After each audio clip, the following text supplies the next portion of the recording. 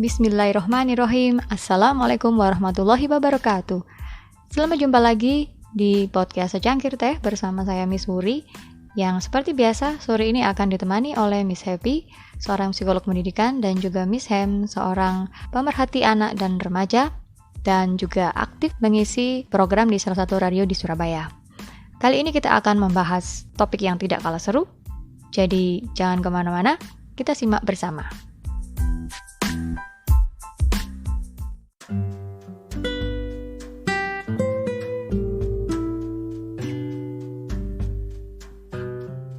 Bismillahirrahmanirrahim.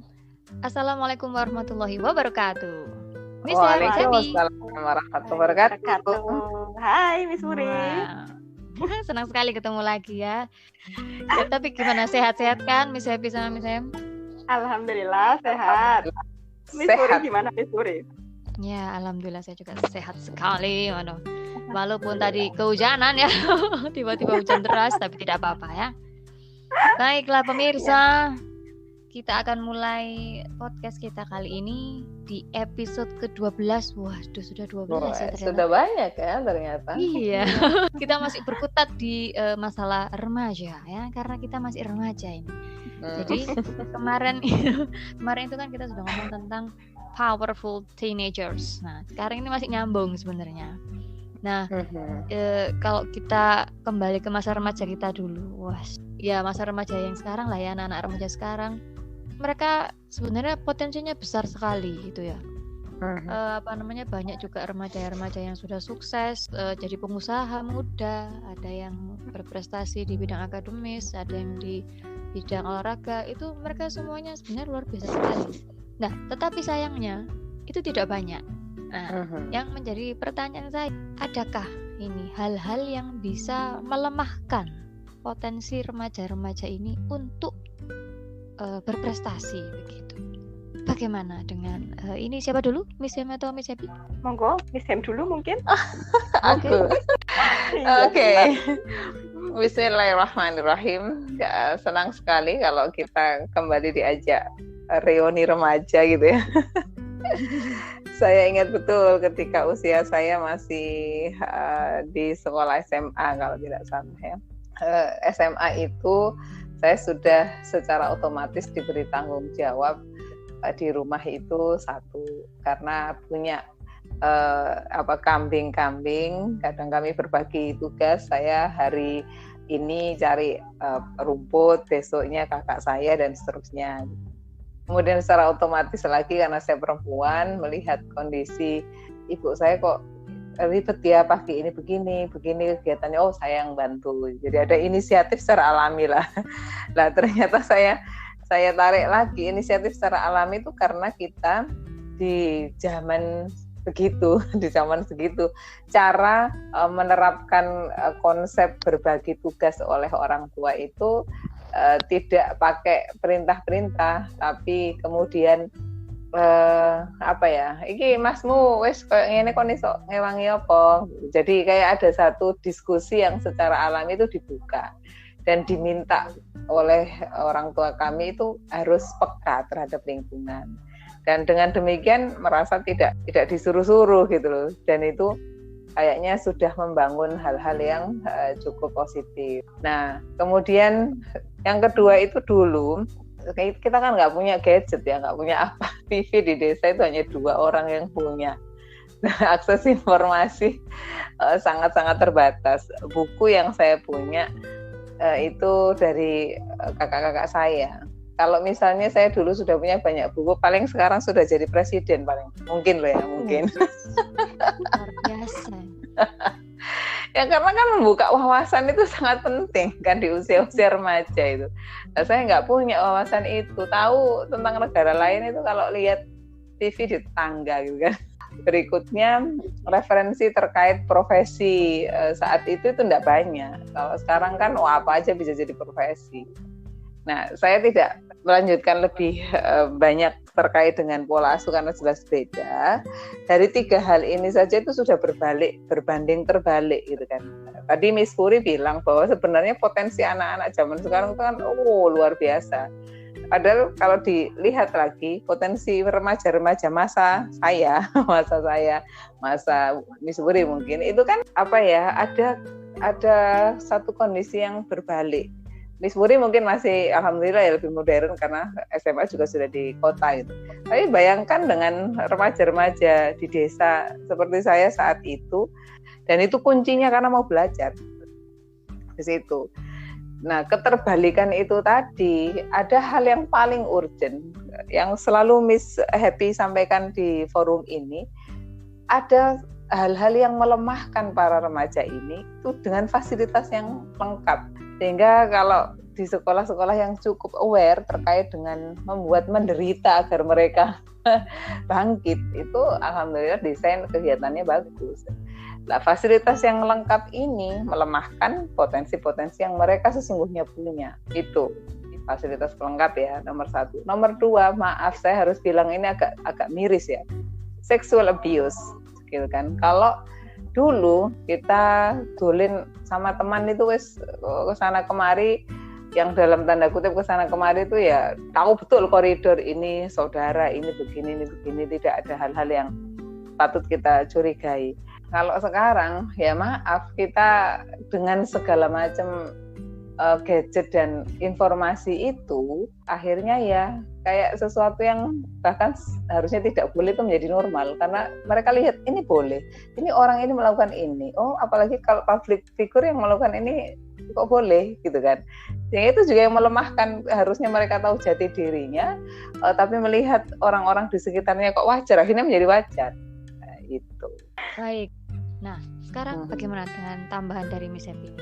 Iya, sepakat ya tadi yang disampaikan oleh Miss Ham ya. Jadi sebenarnya kalau kita lihat tuh seperti pedang bermata dua gitu.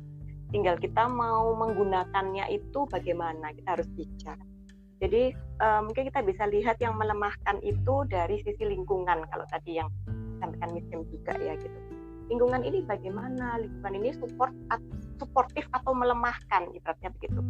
Yang melemahkan tuh yang seperti apa? Tadi yang seperti Miss Ham sampaikan ya, memfasilitasi semuanya, memudahkan, mencarikan solusi, memuluskan semua kerikil-kerikil tuh dihilangkan biar jalannya tuh gampang seperti itu. Ada masalah apa? Bilang sama gurunya yang menyelesaikan orang tuanya, ada masalah sama teman orang tuanya yang datang untuk melabrak temannya dan sebagainya macamnya begitu. Jadi ibaratnya nih anak jangan sampai kena kerikil sedikit pun gitu, itu bisa melemahkan jelas gitu. Karena akhirnya anak tidak belajar untuk mengelola rasa sakit mungkin, mengelola kecewa mungkin, menghadapi konflik mungkin dan sebagainya gitu. Jadi lingkungan yang mendukung sebenarnya niatnya sayang ya, tapi ternyata salah arah, semua-muanya dibantu, semua-mua dimudahkan. Ternyata itu malah justru tidak bisa memunculkan potensinya, justru akan melemahkan gitu. Dia jadi nggak bisa kenal sama kekuatan dan kemampuan dirinya sendiri, seperti itu yang pertama. Terus kemudian yang kedua, tadi kalau Miss Ham sempat cerita tentang sexual abuse, saya jadi teringat tentang hal-hal yang ditimbulkan oleh gadget gitu. Salah satu hal negatif yang ditimbulkan oleh gadget gitu. Kemudian kita mendapatkan informasi dari gadget, yaitu terkait dengan pornografi gitu. Nah, gadget sebenarnya fungsinya banyak positifnya gitu. Tetapi ketika di masa remaja ini kan anak sangat amat ingin tahu gitu, hormon seksualnya meningkat dan sebagainya, sehingga ketika disuguhkan sesuatu yang berbau pornografi itu mereka sangat semangat gitu. Padahal sesuatu yang berbau pornografi itu ada adiksinya. Mereka akan cenderung mencari lagi, ingin tahu lagi, yang lebih lagi gitu. Yang mana kalau itu terjadi terus-menerus itu bisa menghambat kerja bagian otak yang berkaitan dengan misalnya nih pengambilan keputusan, berpikir logis, menunda kesenangan dan sebagainya, hal-hal seperti itu. Padahal semua itu pasti dibutuhkan ketika kita mau berdaya, kita mau berguna. Itu kan kita harus pakai otak logika kita ibaratnya. Nah, ketika udah kena yang tadi adiksi pornografi, otomatis itu jadi berkurang fungsinya gitu. Jadi mencari kesenangan adiksi pornografi tadi sangat berpengaruh juga pada optimalitas remaja agar bisa lebih berdaya, seperti itu Miss Wuri. Kemudian dari dirinya sendiri gitu ya, dari karakter diri sendiri itu juga sebenarnya berpengaruh. ada remaja yang meskipun dia di lingkungan yang tidak cukup suportif gitu ya, dia ini seperti yang tadi Miss Hem ya, punya inisiatif, dia punya rasa ingin tahu gitu ya, sehingga dia tetap bisa berkembang gitu. Tapi ada yang mereka ini apa ya, secara bawaannya mudah terpengaruh atau tidak bisa membawa dirinya sendiri gitu, sehingga akhirnya dia kebawa sama lingkungannya dan kurang bisa menjadi lebih berdaya. Seperti itu. Kayaknya saya kepanjangan. Sudah cukup. Oh, berarti memang sebenarnya lingkungan ini berperan besar ya terhadap apa yang nanti yang bisa melemahkan atau malah melejitkan potensi dari para remaja ini. Kayak tadi misalnya cerita perlakuan orang dewasa kepada remaja kayak di keluarga. Itu berpengaruh ketika di keluarga itu memang sengaja ditumbuhkan situasi untuk bisa keluar inisiatifnya, ya itu akan menjadi suatu kebiasaan akhirnya gitu. Betul. Nah, tapi sering gitu saya lihat atau mungkin curhat dari ini ya, anak-anak remaja itu mereka bilang mereka itu merasa kalau oleh keluarga atau lingkungan terdekatnya itu mereka merasa kayak dituntut. Kalah gampang aja loh gitu istilahnya bahasa Jawanya itu, masa sih kamu nggak bisa, nah kan ini kan gampang, ini kan mudah. Nah padahal bagi mereka saat mereka itu merasa aku masih belum bisa gitu. Nah itu sebenarnya bagaimana apa ya istilahnya itu mengatasi hal ini tuh bagaimana ketika orang dewasa di sekitar remaja ini sebenarnya harus sadar bahwa remaja itu adalah anak kecil yang masih belum gede loh ya. Butuh bimbingan, bukan malah niatnya betul. Betul. Niatnya itu kayaknya memotivasi ya. Niatnya begitu kayaknya. Nah itu bedanya mungkin ya dengan yang kita alami, saya alami khususnya. Dulu sebelum tahu ilmu parenting itu ya kayak aduh kok aku dianggap gak iso sih gitu. Akhirnya malah membuktikan supaya bisa gitu kan. Tapi kan itu zaman dulu dengan mental zaman dulu yang memang alhamdulillah betul-betul desain alami gitu ya. Nah, sekarang itu bedanya kayaknya komunikasinya sih. Komunikasi saya juga tak ingat juga nggak terlalu yang sering komunikasi juga sih sama kedua orang tua saya waktu masih remaja itu, tapi saya punya banyak tempat untuk berkomunikasi gitu. Ada teman-teman ya macam-macam lah. Kemudian masih ada zamannya kerja kelompok yang itu kemudian kelompok tidak hanya satu macam, kemudian kakak kelas itu masih semua bisa kumpul dan itu wah masya Allah gitu. Nah kalau sekarang kan bisa jadi khususnya di sekolah-sekolah yang notabene memang dia favorit gitu ya, ketemu teman itu kan terbatas sekali hanya ketika di sekolah. Dia kalau ketemu di luar sekolah ya berarti ketemu melalui media sosial atau melalui platform-platform yang misalnya WhatsApp atau apapun itu, dan membangun imajinasinya lebih tinggi seperti tadi Miss Happy. Akhirnya itu sesuatu yang bagi kita mungkin dulu tabu ya untuk melihat tontonan yang tidak sepatutnya ditonton oleh usia-usia remaja. Saya itu rasanya kan tabu. Saya pernah menemukan kayak buku psikologi seks edukasi dalam Islam. Padahal ya gambarnya apa? Cuman membaca judulnya saja waktu itu, aduh, kok ini kayaknya sudah ya malu gitu loh. Sekarang ya malah membuat otak kita semakin penasaran, kemudian apa sih isinya gitu kan? Karena ya itu tadi tidak ada ragam pilihan teman yang banyak dan tidak ada pilihan gak jegur nih nggone kali misalnya tidak nyari bot kan gitu ya. Di sini saya diskusi juga sama anak-anak muda itu yang misalnya mereka baru SMP atau sudah mulai SMA. Bahkan mereka ketika bisa curhat suka lawan jenis itu kan cara berpikirnya sudah luar biasa. Kenapa kamu suka dia? Oh ya, Miss, itu karena dia cantik. Cantiknya di mana? Oh itu pikirannya yang cantik. Nah terus kalau yang itu, oh enggak itu biasa aja. Karena kemarin dia waktu aku ngomong begini dia nggak paham. Kayak itu cantik beneran yang itu, soalnya dia bodinya mulus misalnya begitu. Jadi mereka bahkan sudah mengenal bagaimana cantik itu lebih beragam. Nah, kalau dulu di usia-usia saya cantik ya gak ngerti wong cerdas itu cantik ya. Alhamdulillah kalau cerdas cantik. Memang dulu saya nggak cerdas jadi nggak cantik paling. Bagaimana kalau Miss Happy ini? Gimana menghindari motivasi maksudnya ya, tapi ternyata menjatuhkan itu bagaimana Miss? Iya, sebenarnya saya juga apalagi sepakat dengan yang disampaikan Miss Wuri di awal tadi ya gitu. Kita harus sadar dulu kita ngomong sama siapa gitu. Kembali lagi ke tema komunikasi kita kemarin kan, komunikasi itu kan menggunakan semua indera kita, nggak cuma kita mau ngomongin apa yang mau kita omongin aja gitu. Jadi kalau kita memang niat memotivasi remaja gitu, ya kita perlu tahu gitu apa sih yang memotivasi dia sebenarnya gitu. Jangan-jangan itu memotivasi kita, bukan memotivasi dia gitu. Karena kan atau pengennya itu tersampaikan waktu orang tua dengan usia mereka, mungkin gitu ya. Iya, jadi kadang-kadang itu adalah impian masa lalu, bisa jadi impian atau keinginannya masa lalu orang tua yang kemudian dititipkan ke anaknya, itu ke anaknya, betul. Jadi artinya ketika kita mau memotivasi, kita harus lihat dulu si anak ini seperti apa gitu, cara berpikirnya bagaimana, dia sudah paham belum, jangan sampai yang ditangkap malah berbeda seperti itu. Kemudian juga berikan dia kesempatan untuk ngasih feedback, supaya kita tahu bener nggak sih cara memotivasi kita ini sudah tepat atau belum gitu. Yang pertama kalau dari sudut pandang orang tua. Kalau dari sudut pandang anaknya, belajar untuk memperluas sudut pandang gitu.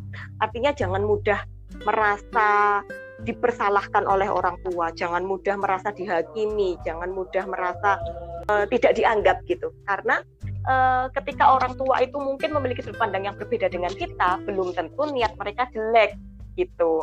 Jadi coba deh perluas sudut pandang dulu. Siapa tahu maksud orang tua tadi baik, tapi memang cara menyampaikannya itu yang mungkin pilihan kata-katanya kurang enak untuk didengarkan gitu. Jadi coba cari tahu lebih dalam lagi, jangan keburu seudon dulu gitu dengan cara-cara orang tua untuk menyampaikan sesuatu ke kita gitu misalnya.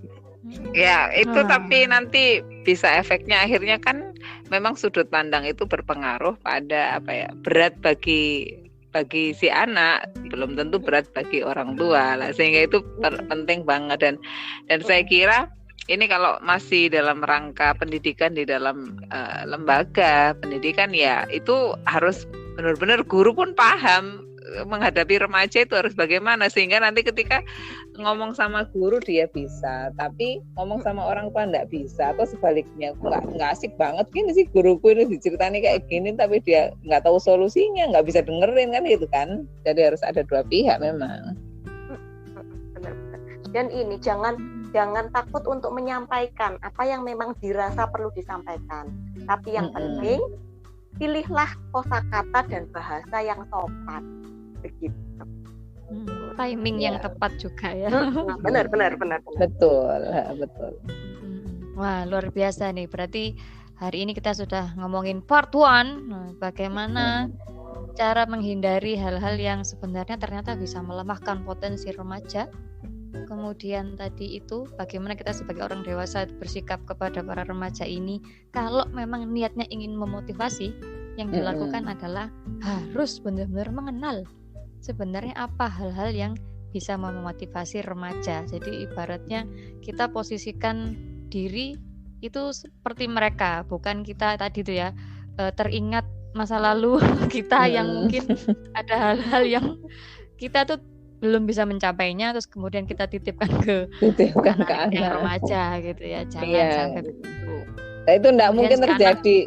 Nggak mungkin terjadi kayak orang-orang kayak saya yang di desa dengan latar belakang yang luar biasa berbeda, terus sekarang saya nuntut misalnya murid-murid saya atau saudara-saudara saya atau keluarga yang sekarang lahirnya berbeda dan lahir di kota, kan nggak mungkin kan gitu loh maksud saya. Tidak mungkin bisa menyuruh kita untuk angon wedhus. Iya. Karena tidak ada wedhusnya. Kamu harus bisa angon wedhus ya. Nggak bisa ya gitu ya. Sama juga kayak kita bilang ke anak-anak kita yang remaja ini ya kamu harus bisa seperti saya dulu ya, tidak bisa karena zaman nggak juga bisa. berbeda, Betul. orangnya juga Benar. berbeda gitu ya. Benar. Nah, Benar. dan juga untuk remajanya ini jangan terlalu galau dan sensitif juga. Ya tadi ya, belum tentu apa yang mereka rasakan itu sebenarnya maksud sebenarnya dari orang tua atau orang-orang dewasa di sekitar mereka itu bermaksud untuk menjatuhkan mereka. Bisa jadi mungkin hanya salah milih kata aja gitu. Sebenarnya kita kepingin kok mendukung mereka juga gitu ya. Cuman mungkin memang dari kitanya yang juga harus sama-sama belajar gimana mengenal remaja dengan kondisinya saat ini. Deneng. Iya. Mirza, waduh kita kayaknya ke part 2 minggu depan. Karena ini sudah 2 abad sepertinya. Part 2 ini. Part 2 kita akan membicarakan dinamika hati remaja. Nah, untuk yang lebih dalam lagi karena ini kan masih cuman sekelumit saja kayaknya. Masih banyak yang harus kita bicarakannya. Baik, terima kasih Miss Happy atas waktunya sore ini. Kita akan ketemu lagi insyaallah minggu depan. Waduh, sudah menjelang bulan Ramadan ya, luar biasa. Semoga kita diberi kesehatan. Amin. Untuk bisa menyambut bulan Ramadan. Ya, saya tutup pembicaraan kita yang seru dengan alhamdulillah dan wassalamualaikum warahmatullahi wabarakatuh. Waalaikumsalam. Waalaikumsalam warahmatullahi wabarakatuh.